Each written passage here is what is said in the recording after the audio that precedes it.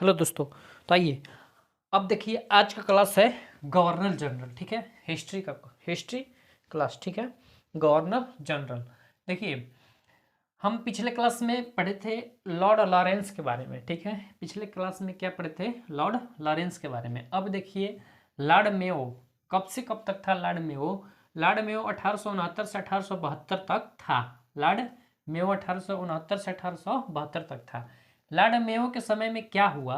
प्रथम जनगणना 1872 में हुआ। लॉर्ड मेयो के समय प्रथम जनगणना 1872 में हुआ।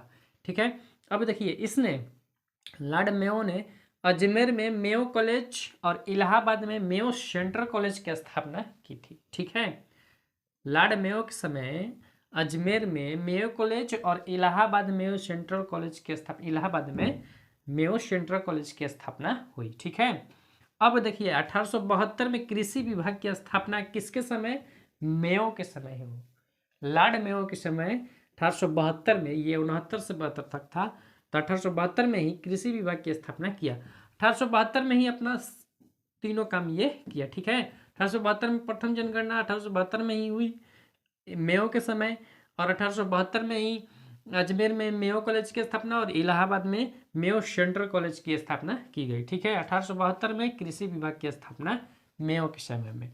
अब देखिए लॉर्ड मेयो के बाद कौन आता है? Lord Northbrook. Lord Northbrook. ठीक है, 1872 से 1876। लॉर्ड नॉर्थब्रुक क्या करता है? पहले इसके समय में देखिए कूका आंदोलन हुआ। कहाँ? पंजाब में। ठीक है, लॉर्ड नॉर्थब्रुक 1872 से 76 तक था। इसके समय कूका आंदोलन हुआ। कब? कहाँ हुआ? पंजाब में। ठीक है, कूका आंदोलन हुआ इसके समय पंजाब में। अब देखिए नॉर्थब्रुक के समय में ही स्वेज नहर खुला और भारत और ब्रिटेन के बीच व्यापार में वृद्धि हुई। ठीक है, स्वेज नहर खुल गया और भारत और ब्रिटेन के व्यापार में वृद्धि हुई। ठीक है, भारत और ब्रिटेन के व्यापार में वृद्धि हुई। स्वेज नहर का निर्माण 1869 के लगभग में हुआ था, लेकिन उस समय चालू नहीं हुआ था। फिर स्वेज नहर का खुला और भारत और ब्रिटेन के बीच व्यापार में वृद्धि हुई लॉर्ड नॉर्थब्रुक के समय। ठीक है, कब से कब तक था? 1872 से 76 नॉर्थब्रुक था।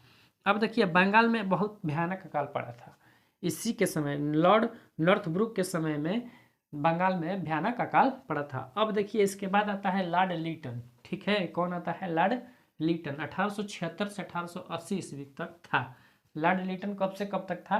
1876 से 1880 ईस्वी तक था लॉर्ड लीटन। ठीक है, कवि, लेखक, उपन्यासकार था। लॉर्ड लीटन क्या था?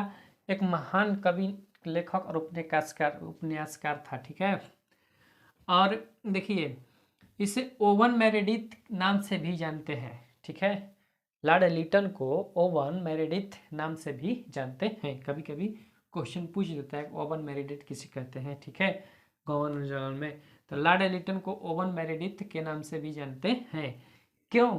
क्योंकि ये साहित्य के तरफ, साहित्य में उपन्यासकार मतलब बुक वगैरह लिखता था। ठीक है, the last Tempest of India book इसी की है। ठीक है, the last Tempest of India book किसकी है? लॉर्ड लिटन की। वर्नाक्यूलर प्रेस एक्ट लागू किया। वर्नाक्यूलर क्या किया? प्रेस एक्ट लागू किया। ठीक है, वर्नाकुलर प्रेस एक्ट जो पत्रकार होते हैं ना उस पर लागू किया। वर्नाकुलर प्रेस एक्ट लागू किया 1878 में। देखिए वर्नाकुलर प्रेस एक्ट लागू करने का क्या कारण था इसका? तो ये सोम प्रकाश एक पत्रिका थी ना ईश्वर चंद्र विद्यासागर द्वारा। ठीक है, सोम प्रकाश पत्रिका थी ईश्वर चंद्र विद्यासागर की। तो इसी को बाधित करने के लिए ये वर्नाकुलर प्रेस एक्ट लागू किया 1878 में लॉर्ड लिटन ने। ठीक है, ये देखिए आर्म्स एक्ट लागू किया 1878 में, लिटन नहीं। आर्म्स एक्ट लागू हुआ 1878 लिटन के समय। ठीक है, अब देखिए दिल्ली दरबार, दिल्ली में दिल्ली दरबार का आयोजन किया गया। ठीक है, किसके लिए? महारानी विक्टोरिया को कैसर हिंद की उपाधि दी गई। ठीक है, महारानी विक्टोरिया को क्या दी गई? कैसर हिंद की उपाधि दी गई। ठीक है, लिटन के समय। देखिए लिटन 1876 से 80 ईस्वी तक था। उम्मीद है समझे होंगे। चलिए इसे रिवीजन जरूर कीजिएगा और लाइक सब्सक्राइब कीजिए।